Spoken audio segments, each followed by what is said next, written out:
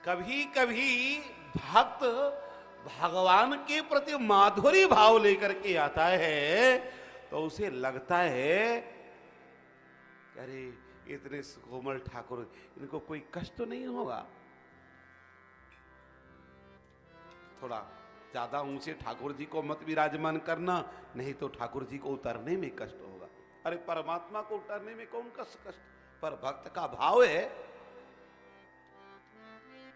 तो लिए दो जन पीठ चढ़ाई,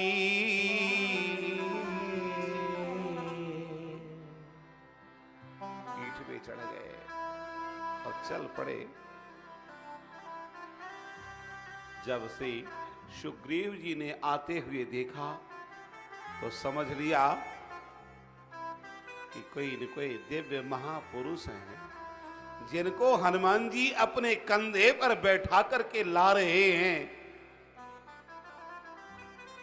आज तो मेरा जीवन सफल हो गया। जाते ही सुग्रीव जी ने साष्टांग दंडवत किया, श्री राम जी ने उठा करके हृदय से लगा लिया।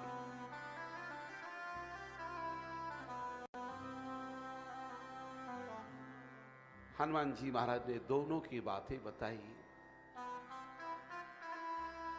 तब हनुमंत उभय दिशि सब कथा सुना, पावक साखी करी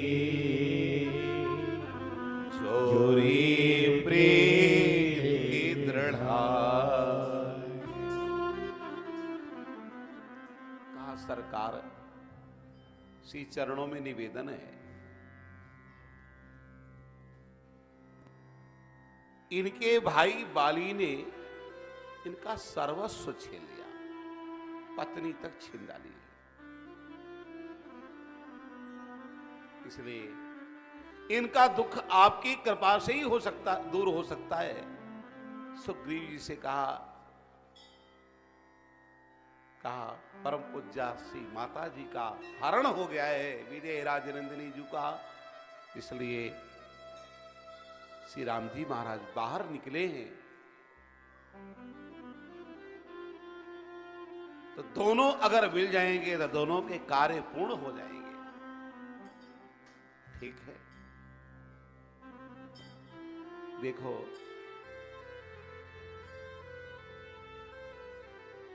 जीव और ब्रह्म का सम्मिलन, ध्यान से सुने, आज की बातें कुछ गूढ़ हैं।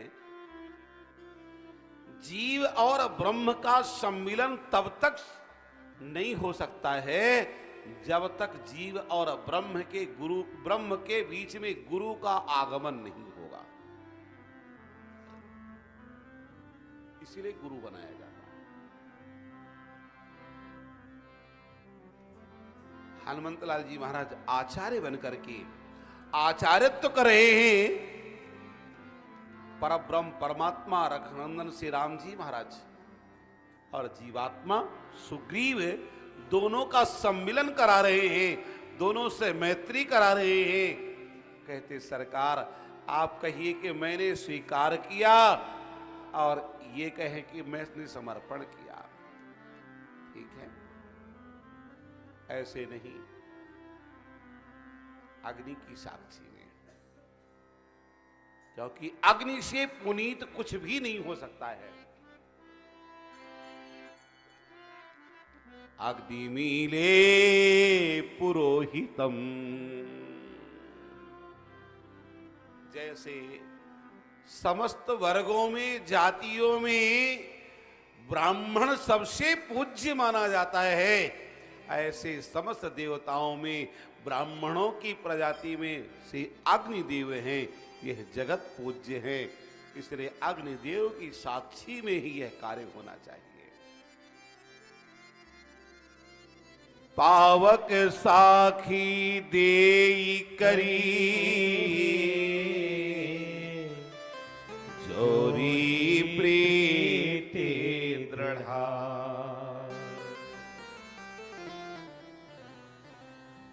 आज ठाकुर जी ने कहा ठीक है। सुग्रीव जी ने कहा सरकार अब आप मेरा हाथ पकड़ लो, मेरी बाह पकड़ लो। आज तक सारी दुनिया के लोग बाह पकड़ते रहे पर किसी ने रक्षा नहीं की।